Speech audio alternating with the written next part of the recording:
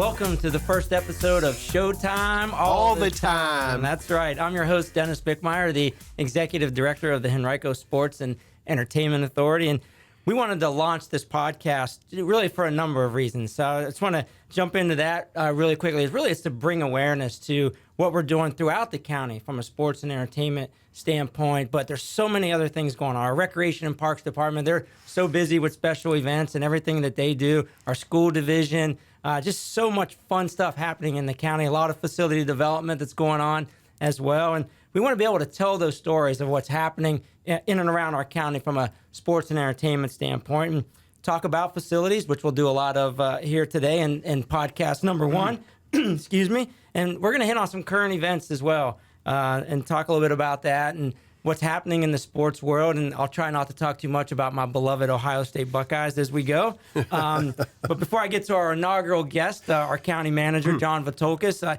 I did want to talk a little bit about what is this thing, the Sports and Entertainment Authority, and just try to, inform everybody. We're about 18 months into this thing called the Sports and Entertainment Authority. And, it's really why we have the county manager on there, on top of being the boss, of course, being our first guest. But we come to work every day at the Sports and Entertainment Authority really focusing on four things: bringing sports and entertainment events to our county, facility development, which we've got a great building that's about to open, the Sports and Events Center.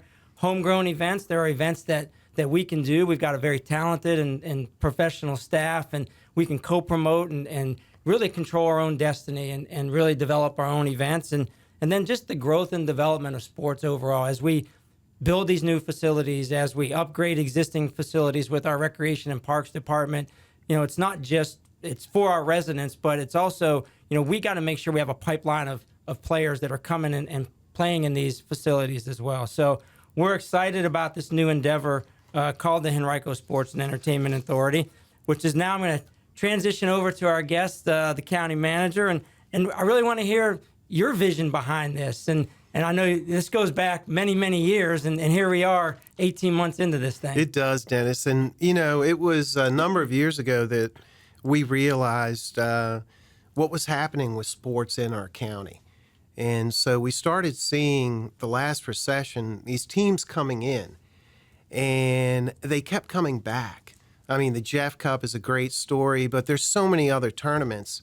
And so we started looking at, okay, well, there's revenue that we see, spikes in when these teams are coming in, and we started making sure that we had inventory for not just our local teams and our residents, but then adding to inventory strategically, and literally have found ourselves.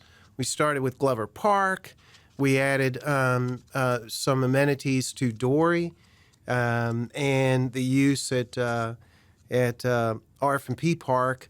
All of that, I think, started. We started seeing some things, and ultimately decided, we can take it to another level. Revenue generated by tourism generates additional meals taxes, hotel taxes. Folks are coming in here and literally reducing the burden on our taxpayers. So while we've got the Economic Development Authority and Anthony Romanello over there doing a great job, you and the Sports Authority are, his baby brother right now. So it's literally, we have two entities that are focusing on reducing the impact on the taxpayer, and at the same time, you're able to produce revenue that is funding these facilities that are absolutely amazing. I mean, what you've done with the Henrico Sports Events Center is just absolutely incredible. You and I and members of the Board of Supervisors, others, visited places throughout the United States before we decided to do anything. Tell me what your experience has been. And from all those lessons learned, we now find ourselves in a place where we're leading in the region. And I dare say, I think we are becoming a focal point in the Commonwealth, because it's not, this is about community. So excuse me if I get excited, because, this effort has led second graders to learning how to swim. We started a facility in the eastern portion of the county where we donated some money to the YMCA. We worked out a deal with Dr. Cashwell where all those second graders will use all of the Ys in the region, plus the new Nova facility at Regency. We have, you look at Belmont Golf Course and what First Tee has done there. And it literally is, I think you and the Henrico Sports Authority have the ability of not just taking those relationships to a new level, but then bringing in new partners. So it's a big ask on you and the team, but I'm telling you what I have seen so far just gives me hope for new ventures, if you will. And I know you've been thinking about quite a few. I don't want you spilling any magic beans here, Nope. but I know you've been working. Why don't we talk about that? Yeah, I mean, I think that you got to keep an open mind to new opportunities, and we've been fortunate with the county on some land that's come our way that's opened up doors for conversations. I really didn't think about 18 months ago when we started. It's like, but it's just there's opportunities out there. It could be anything from developing near Green City, the property that's there. That's a great point. St. Gertrude's was in the market they were moving their facility. Right. Great facility that we can use temporarily. Ultimately, that's 16 acres adjacent to what will become the largest eco district east of the Mississippi. So picking up on that point, when you start talking about the Sports and Events Center at Virginia Center Commons, Green City, right off of 95 and Parham Road, that proximity. Then you look at Glover Park, and RF&P Park is not far from there. It seems like that kind of portion of the county, we're kind of branding it ourselves right now, a sports tourism corridor. But just those facilities alone and what's coming to that area is going to be remarkable. I mean, think about the fall line. Think about what is happening in the Fairfield Magisterial District. And so, you've got additional residential development where folks want to live, with those amenities, within those amenities. But then countywide, we're starting to see, pickleball, right? Pickleball and cricket. We just had a national cricket tournament. That's right. Yeah. And, the impacts of that and what you're doing or, what Tommy Brannon's doing in Three Chopped with the pickleball mecca. What do you expect out of that? Well, and I think when you look at the addition of the 12 courts that are being added to Pouncey Track Park out there from the pickleball standpoint, and again, working with our partners at Recreation and Parks, we could have done exactly what was out there before. 12 courts, great, great community amenity. But, we were afforded the opportunity to be like, hey, look, if we do them this way or build them this certain spec, we can go out and attract professional pickleball. We can go out and attract bigger tournaments. So we appreciate, everyone seeing the vision and certainly Mr. Brannon as well, because that just opens up more opportunities. We get calls every week for more pickleball and certainly more cricket, as you said. On the private side, too, I think some of this, there's a spillover in the energy that's created. Think about Regency Square, and now, Regency is going to be a pickleball center. But who would have thought years ago that Regency would host one of the largest indoor pools in the Commonwealth? One of the best in the country. Yeah, and Nova's looking to add a second... Another level. Yeah, so when you look at stuff like that, when you look at Nova adding seats and capacity, what does that mean for us? Well, it opens up opportunities to go bid on bigger events. They've already got a great reputation in the aquatics world, in the swimming competition world. Now it's just we can partner with them and go bid on a USA Swimming event, an NCAA event, things like that. Well, and this is where the beauty of the Sports Authority comes in, because not only can you utilize the facilities that we have, but you can utilize all the amenities that we have in our county. Whether they're public, they're private, you become the conduit. And ultimately, what I'm seeing, Dennis, we've got this new facility that today is the first official basketball tournament, right? And you're booked how many weeks? 46 weekends already in the Sports and Events Center, and the midweek stuff is filling up as well. So, and we are constantly out there with prospects and there's people coming through the building that want to be in the building to do things. So, and let's stay on that for a second, that facility is it has some wow factor to it. That was the word that was used the most during the 8-10 Women's Basketball Media Day from the coaches and the athletes, which I know makes us all feel really good about what's been done over there. But talk about your visits there and your expectations for that building. Well, ultimately, for me, it's one of those moments that I'll never forget. You think about what Virginia Center Commons was. And we took a plan, if you will, with a partner in Rebke and Rob Hargett, where we went to the Board of Supervisors and said, look, we want to buy basically half of them all. And here's what we want to do. And are you crazy? Right. Ultimately, and think if we had not done that. Think if we had not intervened or helped with the Regency redevelopment. And ultimately, what you have now is two retail centers that were dying, that would have impacted the neighborhoods adjacent, and now they're vibrant and happening places. So all of this is so interrelated, and what makes me so excited about your effort is just the energy that you bring into our operations, and I think our citizens see it for what it is, for the realness of it. Yeah, I can tell you we're having a lot of fun with it. It's a blast. It just that energy is exactly what you say. We're having a good time in our office, and certainly again bringing people through all of these facilities. The Highland Games, which is again was something that happened in the county for years over at the Raceway, has been gone for a few years through COVID and post-COVID, and to go back and renew some old friendships and some old relationships for an event like that. And it's still here in the county. It's at Dory Park now. It's been revitalized. And so just being creative and just having some fun with things.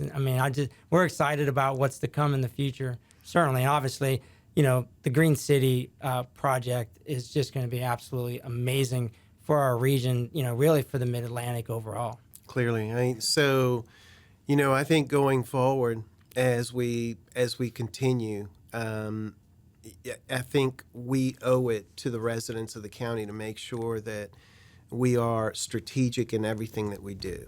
We have a responsibility to the taxpayers, to the Board of Supervisors, to make sure that everything that we do, every new area that we move into, we do with precision.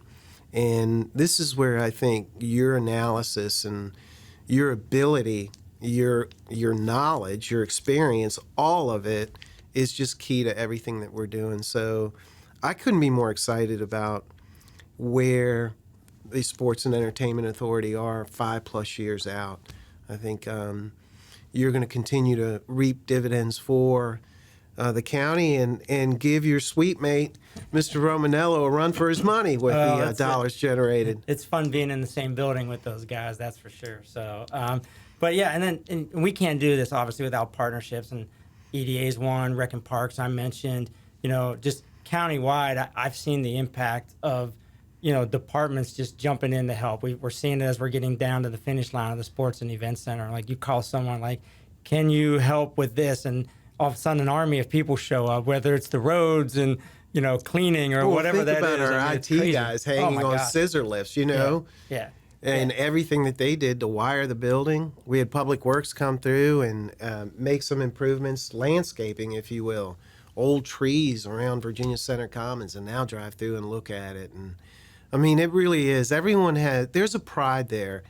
And, this new effort just adds to the pride that I think our workforce has in just serving our residents. Yeah. You talk about the Henrico Way, and I know we'll hear a lot about the Henrico Way at the State of the County, so I want you to touch on that for a second. But just staying on partnerships, just for one more second is, I look across, Richmond Region Tourism as well, and Jack Berry and their team over there. Catherine O'Donnell. Just great absolutely partners. amazing people.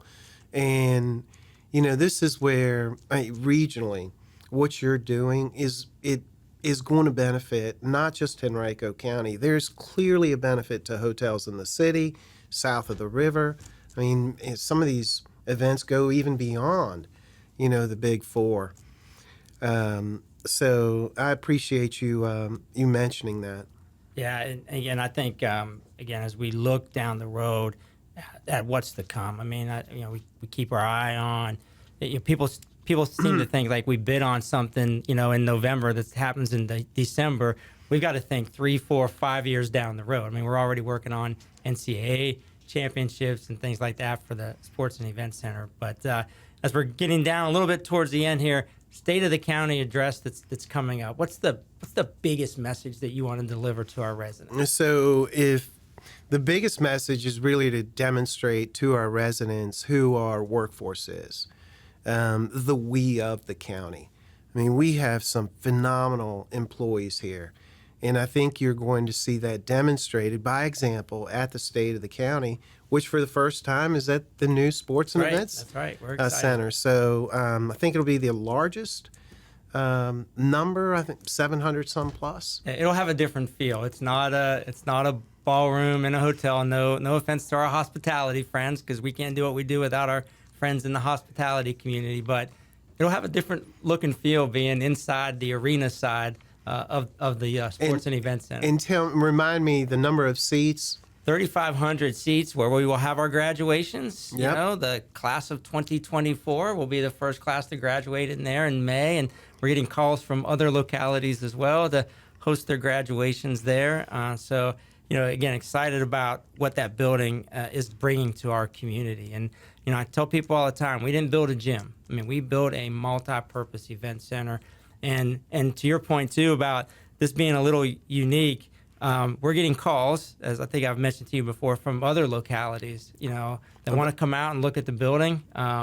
So that's fun too. We did it, we went and looked at other buildings, and now we're getting those calls. Absolutely. And, when that announcement was made on the 8-10 Women's Basketball Championship, it was amazing how much our phone rang. Like, wait, what is this building? You guys what is this? You can do that championship in that building? It's like, well, yeah, we built a multi-purpose event center. Well, and I think, going forward as we continue this strategic effort as to what we get into next, I mean, you've got these niches, Dennis, that exist that I wasn't aware of until you brought them forward.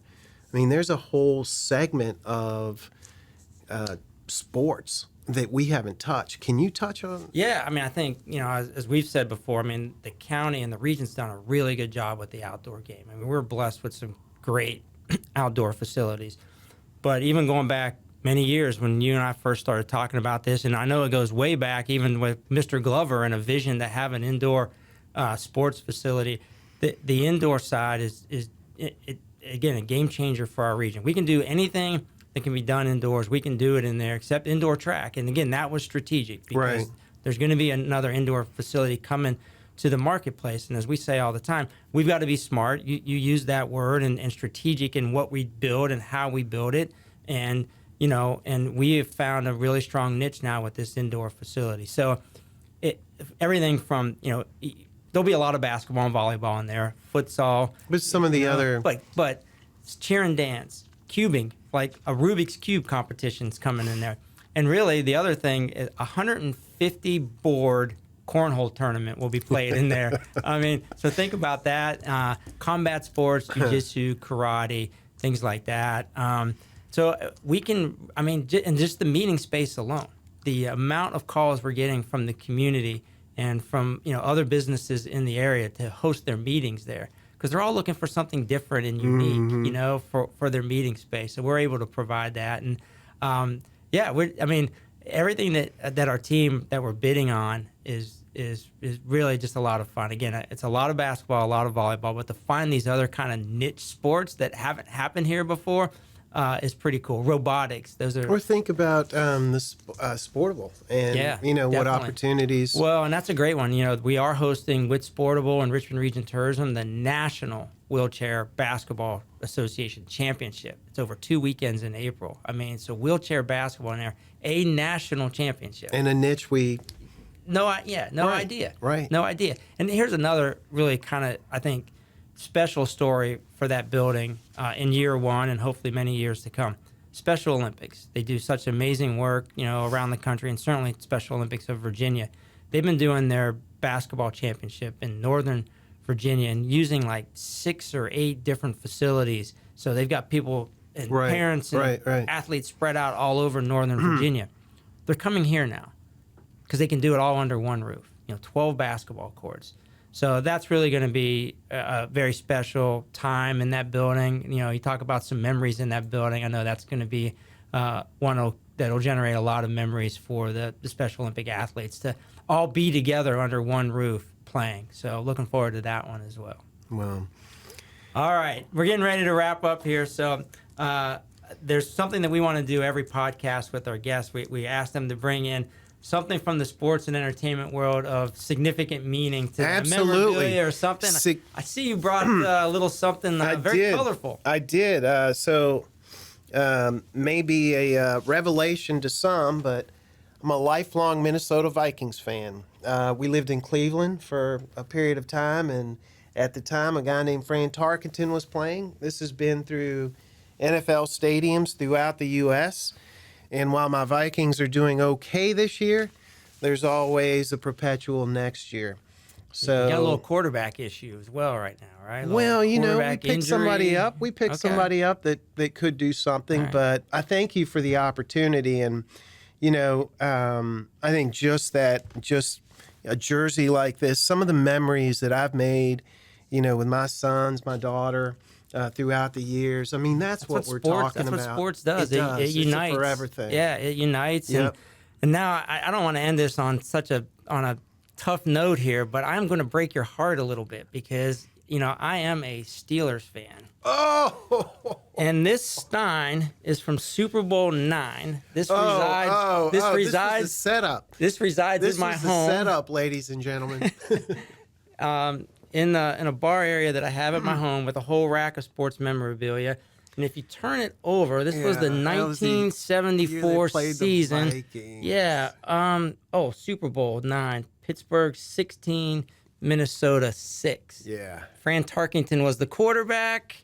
The Purple People Eaters, Alan Page, right? I mean, the great team. Great winning records, but they couldn't do it. 0-4 in the big game. Yeah, and you know what happened after this? This was the Steelers' first Super Bowl, first of 4 in 6 years. Team of the decade in the 70s. See? This is why sports is forever. That's right. So, and then one last thing, too, is all of our guests, I feel like I'm on like a game show or something, get a prize or a gift here. The Henrico Sports Entertainment mug with a little Showtime all the time. So for you, Mr. Manager. Thank you, Dennis. We appreciate you being our first guest and appreciate everyone tuning in and learning a little bit more about the Sports and Entertainment Authority. And obviously, hearing from the county manager is very special. And we look forward to bringing everyone this podcast monthly and having more guests as we go along. So, Mr. Manager, thank you. Keep crushing it. Appreciate it.